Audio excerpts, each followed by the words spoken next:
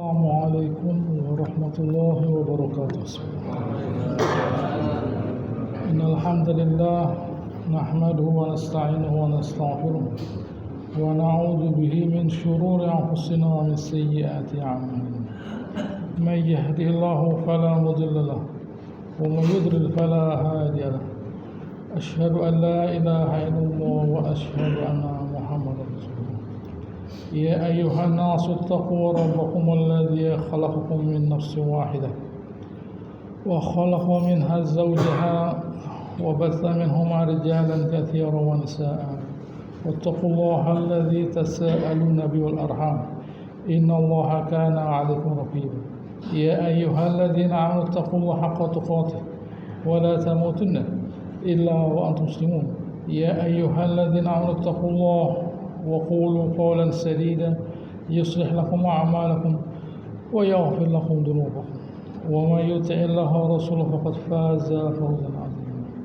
أما بعد فإن أصدق الحديث كتاب الله وخير الهدي هدي محمد صلى الله عليه وسلم وشر الأمور محدثاتها وكل محدثة بدعة وكل بدعة ضلالة. Alhamdulillah, Allah Subhanahu wa taala berfirman pada ayat 55 dari surat Al-Maidah. A'udzubillahi minasyaitonir rajim. Innama waliyukumullah. Sesungguhnya wali kalian itu, wali artinya sesuatu yang bisa kita sandari. Disandari artinya kita mendapatkan jaminan dari dia. Contohnya wali kota, katakan. Wali kota itu artinya seseorang yang bertanggung jawab, bertindak untuk menjadikan kota itu sebagai tempat yang nyaman ditinggali oleh manusia. Itu wali kota namanya. Ya. Wali murid misalnya. Wali murid itu adalah wali dari seorang murid yang bisa mengurusi dia, wali namanya. Atau wali nikah misalnya. Wali nikah itu artinya dia menjadi penjamin dari orang yang dinikahkan, artinya pelindung. Kalau orang perempuan, kalau orang laki tidak perlu wali dia, karena tidak perlu dilindungi. Orang laki mau kawin, walinya siapa? Ada apa wali? Buat apa saya wali? Saya tidak perlu dilindungi. Saya tidak perlu dilindungi. Kalau orang perempuan perlu wali, perlu wali dia, La nikah illa biwaliyin wa syahidai adlin. Tidak ada nikah kecuali dengan seorang wali dan dua saksi yang adil. Itu nikah, seorang wali dan saksi yang adil. Kalau tidak pakai wali, bukan pernikahan namanya, perzinaan. Kalau pernikahan itu ada walinya karena dia yang menjamin bahwa orang perempuan nanti akan terlindungi, itu wali namanya. Nah, orang beriman siapa walinya? Allah Ta'ala mengatakan wali kalian itu ya Allah Ta'ala, yaitu sebagai Tuhan yang menciptakan dan dia yang memberikan jaminan perlindungan. Allah Subhanahu wa taala. Lalu kemudian wa rasul dan rasulnya. Kenapa kok rasul? Karena rasul itu adalah seorang yang oleh Subhanahu wa taala dijadikan sebagai mediator antara kita dan Allah Ta'ala. Tidak bisa kita langsung berhubungan dengan Allah Ta'ala lewat nabinya. Jadi artinya itu pertama. Kedua, kenapa beliau dijadikan sebagai wali? Karena dengan beliau lah, dengan Nabi SAW itu kita bisa mendapatkan kekuatan dari Allah Subhanahu wa taala lewat ilmunya dan sebagainya. Kalau tidak pakai nabi tidak bisa. Karena Nabi itu sebagai mediator, sebagai perantara antara kita dan Allah Ta'ala. Oleh karenanya sebuah doa tidak akan terkabul kecuali dengan sholawat. Ada seorang berdoa, kata Nabi SAW, orang ini kesusu. Kalau berdoa, ucapkan asmaul husna, kemudian bacalah sholawat, baru berdoa. Tidak pakai doa, tidak pakai sholawat, doa itu seperti tidak ada materainya. Ada materainya itu ya sholawat Nabi. Begitu. Karena kenapa? Karena beliau adalah mediator antara kita dan Allah Subhanahu wa taala. Lalu kedua, walladzina amanu. Lah, orang beriman itu siapa? Ya, tidak semua orang beriman. Tidak semua orang beriman. Yang disebut orang beriman itu adalah alladzina yuqimunas shalah. Yang mereka itu, Allah tidak mengatakan alladzina yushollun, tidak. Allah tidak mengatakan alladzina amanu, alladzina yushollun, tidak. Allah tidak mengatakan orang beriman yang salat. Alladzina amanu alladzina yuqimunas shalah. Orang beriman yang menegakkan salatnya. Bukan sekedar sholat, mungkin dia sholat di rumah, terlambat waktunya, sholat asar dekat maghrib dijamak dengan isya, ya, subuhnya jam 8, zuhurnya mau asar dijamak dengan zuhur, tidak bisa. Ini, dia sholat tapi bukan iqamatus sholat, tidak, bukan mendirikan sholat ya, sholat itu bukan mendirikan sholat, sholat tapi tidak mendirikan sholat, sama dengan ke sekolah tapi tidak belajar, sekolah dia tapi tidak belajar. Gitu ya, sebagai murid tapi tidak belajar. Dulu kan saya sekolah, ya Anda ke sekolah tapi Anda tidak belajar. Jadi Anda tidak punya ilmu loh. Begitu ya, tidak punya ilmu karena ke sekolah tidak belajar. Salatnya juga begitu amburadul. Kenapa Allah telah mengatakan wa yuqimus shalah? Karena salat yang didirikan dengan benar menghasilkan apa? Amal saleh. Inna sholata tanha 'anil fahsya' wal munkar. Salat itu mencegah kekejian dari kemungkaran. Betul ya. Kalau seseorang itu seseorang itu tidak mendirikan salat dengan benar, artinya hubungannya dengan Allah Ta'ala tidak baik. Kalau hubungannya dengan Allah Ta'ala itu tidak baik, bagaimana dengan orang beriman? Bagaimana dia bisa dijadikan sebagai wali, pelindung, penjamin kalau dia sendiri tidak bisa menjamin dirinya? Tidak bisa. Kalau dia mendirikan sholat dengan benar pada waktunya, wudhunya, tempatnya, itu di luar sholat, syaratnya sudah dipenuhi, kemudian rukunnya kita tidak terlalu cepat, lalu semua dikerjakan, semua bacaan dibaca, baru itulah orang yang dikatakan mendirikan sholat. Tapi kalau mungkin bajunya najis, tempatnya najis, gitu ya, tidak ke kiblat bahkan mungkin, sama saja kok, gitu ya, kiblat kanan kiri sama saja udah bisa, gitu ya. Lalu kemudian sholatnya cepet-cepetan begini udah bisa. Orang semacam itu berarti dia kesimpulannya hubungannya dengan Allah Ta'ala tidak baik. Ukuran seseorang itu baik atau tidak salatnya. Awwalu ma yuhasabil 'abdu yaumil qiyamah as-shalah. Yang pertama kali dihisab di hari kiamat adalah seorang hamba adalah salatnya. Idza sholihat shalat sa'iru amali wa idza fasadat fasadat sa'iru amali. Kalau salatnya baik semuanya baik. Kalau salatnya rusak semuanya rusak. Itu ukurannya. Ukurannya itu salat. Kenapa saya ulangi berkali-kali? Karena sholat itu adalah saat seseorang itu ketemu Allah Subhanahu wa Ta'ala. Kalau dia sholatnya saja tidak baik, berarti dia tidak sopan kepada Allah Ta'ala. Kalau dia sholatnya baik, gitu ya, berarti hubungannya dengan Allah Ta'ala baik. Katanya Aisyah waktu dia ditanya mengenai sholat malamnya Nabi, gitu ya, kamu jangan tanya bagaimana indahnya sholatnya malamnya Nabi.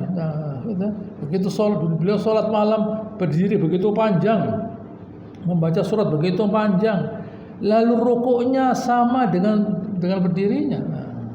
Bayangkan kita disuruh rukuk kata selama-lama 10 menit, gitu ya, 10 menit yang geliyang kita. Ini bangun begini kita, atau turun begini. Begitu ya.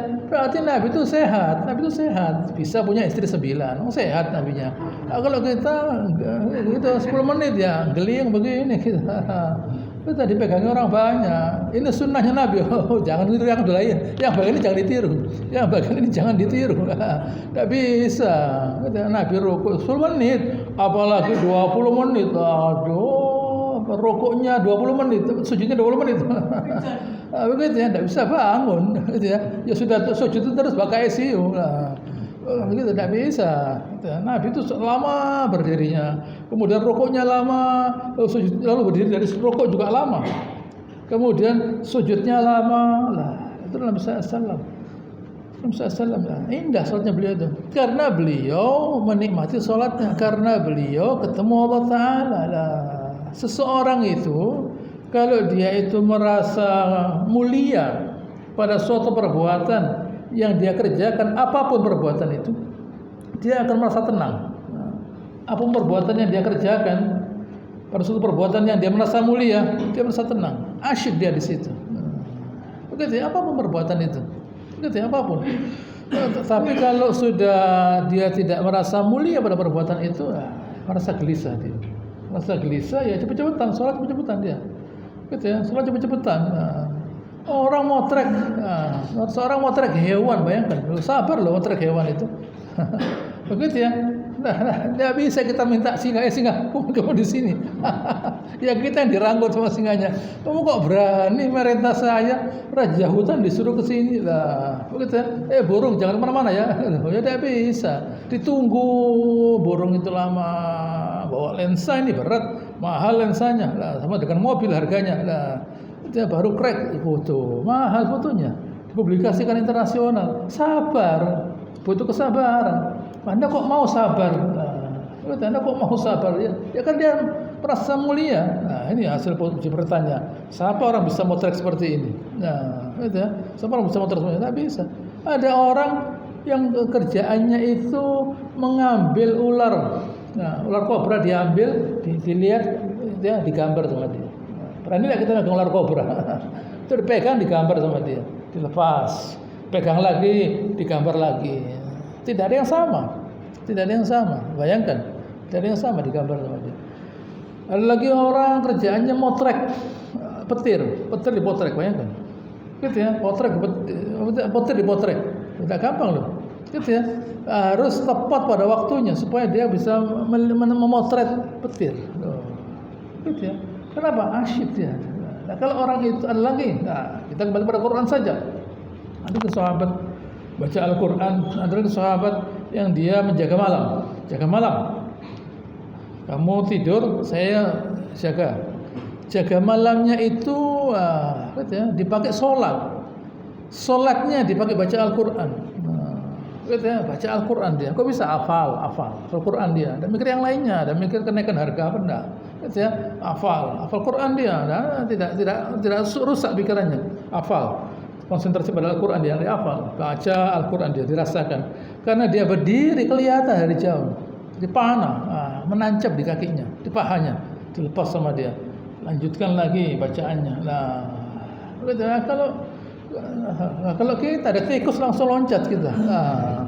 Oke ya, bacanya bukan panjang-panjang, qul huwallahu saja. Gitu, langsung loncat. Tikusnya bingung. Anda ini sholat lihat saya. Gitu ya. Bisa lah. Orang ini tenang dia, menancap dilepas.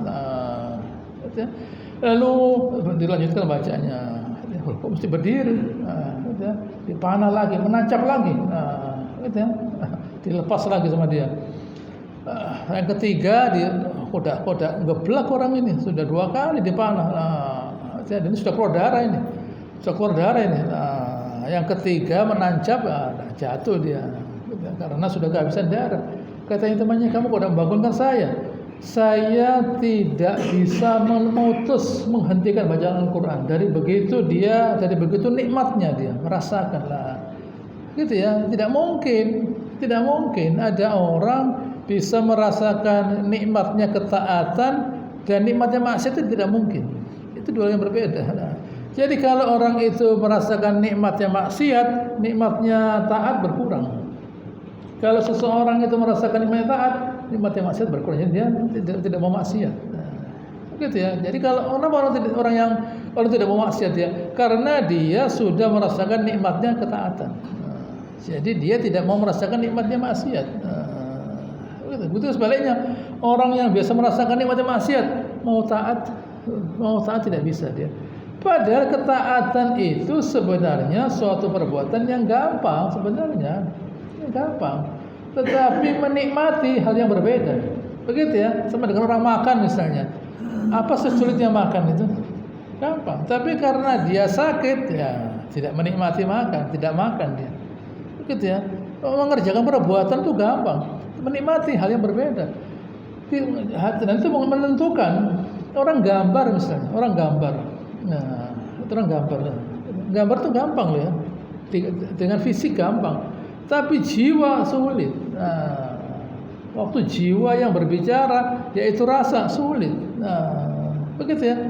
Makanya banyak orang yang tidak perlu sekolah teater, tapi dia bisa menjadi aktor. Nah, karena dia bisa membawa jiwanya.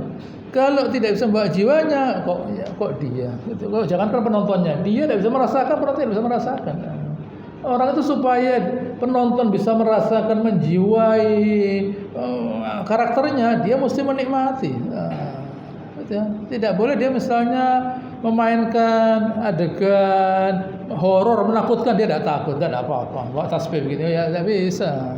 Dia mesti ketakutan, menunjukkan bagaimana dia ketakutan.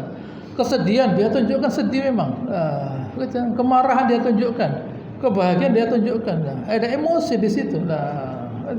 Karena itu berat, sulit, tidak gampang, jadi lebih baik karate saja lah. Gampang tembak-tembakan. Begitu ya, gampang. Buat film tembak-tembakan itu dar-dar gampang. Tapi kalau film itu menguras tenaga, karakter, itu repot. Itu repot. Begitu ya, karena harus ada emosi yang dia keluarkan. Nah, dan itu yang lainnya juga begitu. Orang misalnya mendengarkan musik misalnya, gitu ya, dia mesti bisa merasakan, gitu ya, mesti bisa merasakan apa yang dia dengar. Ruangannya, tidak bisa. Ruangannya didesain, gitu ya, bisa memantulkan semua, gitu ya. Ruangannya didesain bisa menghasilkan suara yang tidak merusak, tetap utuh suaranya. Tidak gampang asal orang bangun gedung untuk musik, tidak bisa. Ini bukan musik rock, gitu ya. Bukan musik rock. Tapi kalau konser, gitu ya, perlu tempat yang membuat orang bisa merasakan. Gitu ya. Makanya yang dengar pakai jas, duduknya tenang. Tidak bisa sama makan popcorn gini, tidak bisa. Gitu ya, atau minum tidak bisa. Tidak ada, tenang dia. Begitu dia rasakan. Hidup ini harus dirasakan. Kalau kita hidup tidak ada rasa, itu namanya binatang. Kita itu hidup di dunia Allah Subhanahu wa taala agar kita menggunakan rasa. Dan rasa itu merupakan representasi dari kemerdekaan. Kita merasa bahagia, merasa tenang, merasa senang, merasa nyaman, itu berarti kita merdeka. Kalau kita sudah merasa tidak nyaman, kita merasa dibatasi dan sebagainya, itu orang yang diambil kemerdekaannya itu. Orang itu kalau tenang dia, kalau dia sudah merasakan ketenangan, artinya kebebasan. Kalau orang itu tidak tenang, ya bebas namanya. Begitu ya. Kalau dia tidak tenang, tidak bebas namanya. Begitu ya. Harus tenang berarti bebas dia. Selama dia tidak tenang berarti ada sesuatu, tidak tahu apa itu. Ada sesuatu yang mungkin dia sendiri yang membuat itu semua. Begitu ya. Mungkin dia sendiri membuat itu semua. Tapi orang beriman tidak. Orang beriman itu Allah Subhanahu wa taala diberi rezeki, kenikmatan berupa iman agar dia menikmati hidup di dunia ini. Kalau tidak beriman tidak bisa menikmati. Begitu ya. Kalau orang itu tidak beriman kepada Allah Subhanahu wa taala, dia tidak bisa menikmati hidup di dunia. Kenapa? Karena dia masih dikuasai oleh hawa nafsunya. Hawa nafsunya minta kepada dia untuk mencintai apa yang dia miliki. Begitu ya. Hawa nafsu itu memerintahkan seseorang untuk mencintai apa yang dia miliki. Meminta dicintai barang itu. Materi itu minta dicintai. Begitu ya. Materi yang dia miliki minta dicintai. Lah kalau materi itu tidak dicintai, tidak ada gunanya. Begitu ya. Kalau ada orang punya materi, baik itu materi yang hidup yaitu keluarganya dan sebagainya, atau materi yang mati hartanya, tidak dicintai, tidak ada gunanya. Jadi materi itu minta dicintai.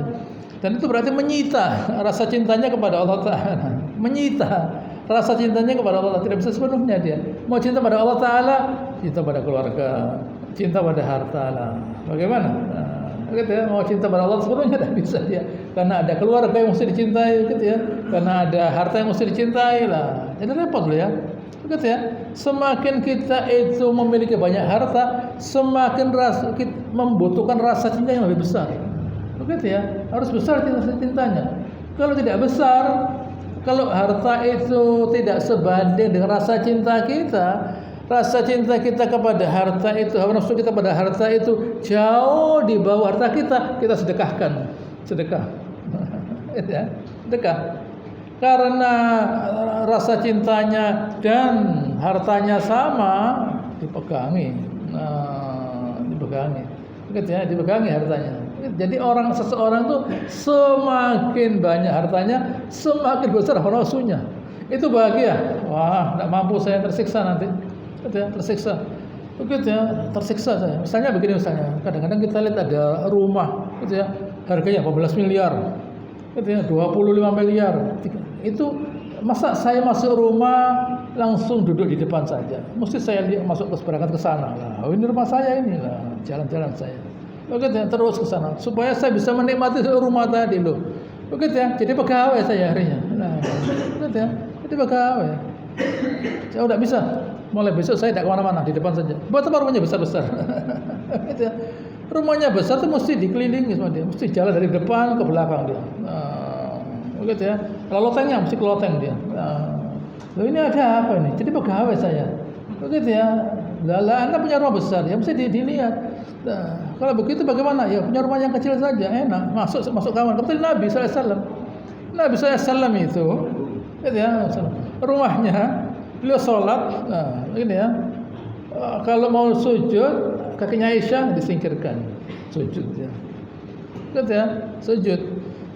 Kalau ada yang untuk pintu dibuka begini, terjangkau. Nah, kalau kita ya jalan 20 meter, nah, jalan-jalan tidak bisa, tidak mungkin. Nah. Katanya sahabat saya masuk rumah istrinya Nabi, saya pegang atapnya bisa, saya pegang atapnya bisa. Nah, kita tidak bisa, AC, mesti pakai AC. Nah, sebagai AC mesti begini, itulah. Gitu ya. Kenapa Nabi merasa nyaman? Karena beliau merasa nyaman saat beliau beribadah kepada Allah Ta'ala. Jadi rahasianya kalau kita itu kepingin bahagia hidup di dunia ini, nikmatilah hubungan kita dengan Allah Subhanahu Wa Ta'ala. Lalu kedua, bukan hanya salat, wa yu'tuna zakah, dan mereka itu gitu ya, dan mereka itu mengeluarkan zakat. Zakat dan sholat dua hal yang tidak bisa dipisah, bergabung selamanya. Kalau orang itu sholat saja tidak pakai zakat, dihukum mati. Zakat tidak pakai sholat, dihukum mati. Sama saja. Zakat dan sholat harus menjadi satu kesatuan. Sesudah zamannya Nabi SAW, zamannya Bakar Siddiq jadi mukminin, ada sekelompok orang hafal Quran, tidak mau bayar zakat. Kata Bakar Siddiq, jangankan mengasih uang, mereka membayar tali dulu pada Nabi, sekarang tidak bayar, saya perangi. Qurra, kata Umar bin Khattab, ya Abu Bakar Siddiq, Qurra, hafal Al-Quran ini, saya perangi, dibantai. Nah, begitu ya. Karena menganggap kan kami dulu bayar kepada Nabi, sekarang Nabinya tidak ada, jadi kami tidak perlu bayar loh. Ini Al-Quran ya, loh, lihat di sini, lihat di sini kedangkalan ilmu. Zakat itu untuk Allah Ta'ala, bukan untuk Nabi. Ada apa Nabi? Untuk Allah Ta'ala lah. Dianggap bayar kepada Nabi. Nah, baik. Wahum raki'un, artinya mereka itu dalam keadaan sholat. Ayat 56, wa may yatawalla, wa may yatawalla Allah wa rasulahu walladzina amanu fa inna hizballah humul ghalibun. Siapa yang bersandar kepada Allah Ta'ala dan Rasulnya, fa inna hizballah humul ghalibun. Sini Ibnu Katsir membawa ayat yang sama, yang maknanya bahwa barang siapa yang bersandar kepada Allah Ta'ala, Rasulnya, dan orang beriman, sesungguhnya hizballah humul ghalibun. Hizibnya Allah Ta'ala, kelompoknya Allah Ta'ala, mereka yang menang. Ada ayat lain di surat Al-Mujadilah 21-22 yang bersama maknanya yang perlu kita baca. Allah berfirman, kataballahu la'aghlibanna ana wa rasuli. Nah, Allah Allah mengatakan kataballah, Allah menetapkan bahwa la aghlibanna ana wa rusuli, pasti saya dan semua utusan saya pasti menang. Nah, kenapa? Innallaha qawiyyun aziz, karena Allah Ta'ala itu qawi, dia yang maha kuat dan dia aziz. La tajidu qawman yu'minu billahi wal yawmil akhir yuwaduna man hada wa rasulah. Itu Al-Mujadilah, tidak ada di situ. Al-Mujadilah 2122. Tidak akan kalian dapati orang-orang yang beriman pada Allah Ta'ala dan akhir yuwaduna, mencintai siapa? Man hada wa rasulah, yang menjauh dari Rasulnya. Nah, tidak mungkin, ya. Tidak mungkin orang yang mencintai Allah Ta'ala, beriman pada Allah Ta'ala dan Rasulnya itu mencintai orang yang menjauh Allah Ta'ala. Tidak mungkin. Tidak mungkin dua cinta bertemu, cinta pada Allah Ta'ala dan cinta kepada musuhnya Allah Ta'ala. Tidak mungkin. Nah, jadi kalau orang itu sudah tidak mencintai Allah Ta'ala, tidak mencintai Rasulnya, tidak boleh kita cintai. Walau kanu abahum au abna'u akhwanahum aw asyrata, meskipun yang mereka cintai itu adalah orang tua mereka, anak-anak mereka, ya, atau istri atau saudara mereka atau istri mereka. Kalau mereka tidak mencintai Allah dan Rasulnya, tidak perlu kita cintai. Kenapa begitu? Karena orang itu gampangnya tidak dicintai Allah Ta'ala lah. Itu gampangnya begitu saja. Kalau orang itu dicintai Allah Ta'ala, dia cinta pada Allah Ta'ala Rasulnya. Nah, begitu ya. Apa tandanya? Tandanya dia banyak berbuat untuk orang muslimin. Nah, begitu loh. Begitu ya, tidak bisa itu bukan slogan. Saya cinta pada Allah Ta'ala, saya cinta pada Rasulnya. Apa yang sudah dikerjakan? Ya tidak ada, tidak bisa lah. Cinta pada Allah dan Rasulnya itu dibuktikan dengan perbuatan. Begitu ya, dengan perbuatan. Paling gampang ke masjid. Paling gampang ke masjid. Baca Al-Quran, hafal Al-Quran, pahami isinya Al-Quran. Itu bukti bahwa dia cinta pada Rasulnya. Kalau tidak, ya tidak. Nah, begitu ya. Berarti kamu dari cinta pada Rasulnya, kita mesti tahu diri, kita mesti ngerti. Kalau ada orang beriman itu tidak menghasilkan apapun kepada orang sesamanya, berarti orang ini tidak merasa berkepentingan dengan kaum muslimin. Nah, begitu ya. Tapi kalau dia bangun masjid, masjid tutup dibuka, tidak ada azan-azan, dia iqamah, jadi imam. Nah, begitu ya. Lebih dari itu Al-Quran dibaca, dihafalkan, difahami isinya, dikerjakan isinya. Dari orang semacam ini bisa kita harapkan. Nah, kalau orang itu sendiri tidak memperhatikan agama ini, tidak memperhatikan kitab Allah dan sebagainya, lalu kita minta pada mereka, percuma kata Allah Ta'ala. Nah, begitu ya. Allah Ta'ala mengatakan Hizballahul Ghalibun itu karena memang dia itu Al-Ghalib, itu nama Allah Ta'ala. Nah, Ghalib itu nama Allah Ta'ala. Makanya di istana gitu ya, Alhambra, nah, itu ya, ditulis La ghaliba illallah, la ghaliba illallah, la ghaliba. Seluruh ruangan itu ditulis La ghaliba illallah. Nah, itu ruangan untuk menerima tamu dari luar. Nah, jadi waktu dia terima tamu dari luar yang mungkin hebat dan sebagainya, waktu dia tulisan itu ingat ya, La ghaliba illallah. Begitu ya, La ghaliba illallah. Ada tulisan begitu. Begitu ya, waktu dia begitu ya, menerima tamu, dia lihat tulisan itu. Begitu ya. Sudah, tidak perlu merasa rendah diri kepada orang kafir karena dia melihat tulisan itu. Begitu ya, itu bantuan. Lah kita ya enggak apa selalu tulisan itu ada ya tidak. Nah, kalau kita berada di tempat yang ada tulisan itu bagaimana? Lupa kita. Kalah kita, jangan. Orang beriman itu selalu yakin akan kebesaran Allah Ta'ala sehingga karena dia memuliakan Allah Ta'ala, dia jadi mulia. Nah, orang beriman itu tidak boleh terhina. Wala tahinu wala tahzanu, jangan merasa terhina, jangan susah. Wa antumul alaun in kuntum mu'minin, kalian itu di atas kalau kalian itu beriman. Begitu loh. Begitu ya. Kalau kita itu merasa bahwa diri kita itu kalah dengan orang kafir, bukan orang kafir yang istimewa, Memang kita tidak istimewa. Gitu ya. Kalau kita kalah dengan orang kafir berarti yang istimewa orang kafirnya, bukan kita yang mereka yang istimewa, kita yang tidak istimewa. Sehingga kita merasa kalah di depannya orang kafir. Baik, ayat 57 Allah Ta'ala mengulangi lagi. Ayat 51 sudah, sekarang diulangi lagi supaya ingat. Sudah dijelaskan, sekarang diulangi lagi ayat 57. 51 sudah, sekarang 57. Baik. Ya ayyuhalladzina amanu la tattakhidul yahud, ya ayyuhalladzina amanu la tattakhidul ladzina takhadhu dinakum huzwan wa la'iba. Wahai orang beriman, jangan kalian itu mengambil orang-orang yang menjadikan agama kalian itu huzwan wa la'iba, ejekan dan permainan. Huzwan walaib, menjadi olo-oloan dan permainan. Jangan kita menjadikan mereka itu sebagai wali. Tapi yang saya lihat mereka itu tidak begitu kok. Iya memang di depan kita tidak begitu. Di depan kita tidak begitu. Nah kalau kita datang bawa uang mau beli barang mereka, ya kita tidak menghina kita. Oh silahkan, wah ini sarungnya bagus ya. Waduh kopiannya bagus ya. Kita mau bayar. Karena kita mau bayar, mbak koper kita. Kita sambut kita. Begitu kita pulang ya dihina, kita lihat orang itu. Apa tidak bisa beli celana kalau pakai sarung, pakai kopiah.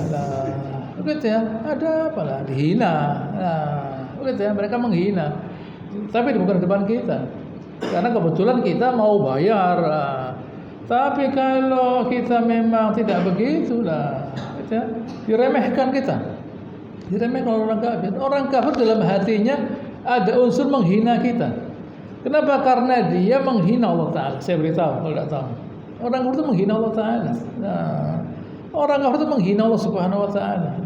Mereka merasa tersiksa kalau mereka itu mentaati Allah Taala. Lebih baik disiksa di neraka daripada mentaati Allah Taala. Gitu ya. Lebih baik kalau orang kafir itu memilih lebih baik takut Allah Taala, tidak mau masuk neraka mereka. Tidak mau masuk neraka. Tapi karena mereka memilih lebih baik di neraka daripada Allah Taala, di neraka mereka. Apalagi menghadapi kita. Siapa kita itu? Menghina kita mereka. Gitu ya, mereka menghina kita. Orang kafir itu menghina kita. Di depan kita mereka ya oke-oke saja. Karena supaya kita utang sama dia, begitu ya, supaya nantinya kita bayar dia, begitu ya. Karena mungkin kita mau beli barangnya dia. Saat kita punya uang, wah, mereka mau memuliakan kita. Tapi dalam hatinya bukan memuliakan, menghina. Allah Taala mengatakan ini orang beriman, saya kasih tahu kalian ya, kalian jangan menjadikan mereka itu sebagai pelindung kalian. Kalian itu dihina oleh orang kafir itu. Siapa? Minal ladzina utul kitab min qablikum wal kuffar awliya. Dari orang-orang kitab, al-Yahud dan Nasara dan orang-orang musyrik. Itu sebagai wali. Sebagai orang yang dipercaya, orang yang bisa dimintai pertolongannya. Tidak perlu buat apa? Tidak boleh. Mereka itu tidak memuliakan Allah Ta'ala kok. Tapi dalam hati mereka, loh, lihat kalian itu. Kalian itu ya, katanya memuliakan Allah Ta'ala. Lah kok tidak dimuliakan oleh Allah Ta'ala kalian? Begitu ya. Kalian itu memuliakan, katanya memuliakan Allah Ta'ala. Kalau dimuliakan, mestinya kalian minta tolong pada Allah Ta'ala. Bukan pada saya, tapi tidak berani ngomong mereka. Karena kita bakar kartu kredit. Karena kita bawa uang, mereka tidak menghina. Dalam hati mereka menghina kita. Begitu ya. Dalam hatinya mereka berkata, saya meminta pada berhala, ada hasilnya. Kalian kok minta kepada Allah Ta'ala, kok ada hasilnya? Menghina mereka. Allah Ta'ala tahu mereka itu menghina Allah Ta'ala ya. Mereka itu menghina Allah Ta'ala. Yaitu dengan menghina agama kalian. Bukan di depan kita, ada di depan kita, di belakang kita menghina Allah Ta'ala. Jangan. Wattaqullah in kuntum mu'minin. Hendaknya kalian takut pada Allah Ta'ala kalau kalian itu beriman.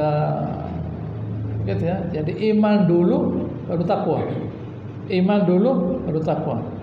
Imannya dimunculkan dulu baru takwa.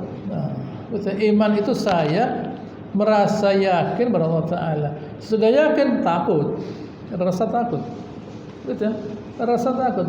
Rasa takut kepada Allah Subhanahu wa Ta'ala itu berangkatnya dari ilmu. Karena dia kalau Allah Ta'ala, ya, saya minta tolong kepada makhluk. Lah makhluk ini bisa apa? Saya minta tolong kepada makhluk, ya makhluk ini bisa apa? Apakah makhluk ini bisa munculkan matahari yang mestinya dari timur dan dari barat? Bisa? Tidak bisa. Menghidupkan yang mati? Tidak bisa. Coba bisa mana menghidupkan yang mati? Tidak bisa. Allah, gitu ya, menciptakan makhluk baru? Tidak bisa. Menurunkan hujan? Tidak bisa. Menumbuhkan tanaman? Tidak bisa lah. Membuat gitu ya, rasa yang baru. Buat buah. Buah itu punya warna. Punya warna buah itu. Punya bentuk dulu, bentuk, warna, rasa, bau, manfaat. Bentuk, warna, rasa, bau, manfaat. Nah, bisa tidak mereka membuat buah yang baru, bentuk baru? Tidak bisa. Warna juga tidak bisa. Rasa tidak bisa. Nah, bau juga tidak bisa. Nah, itu ya. Apalagi manfaat tidak bisa. Nah, begitu ya. Mereka tidak bisa. Tidak bisa menciptakan makanan yang baru, tidak bisa. Yang ada saja. Nah, tidak bisa.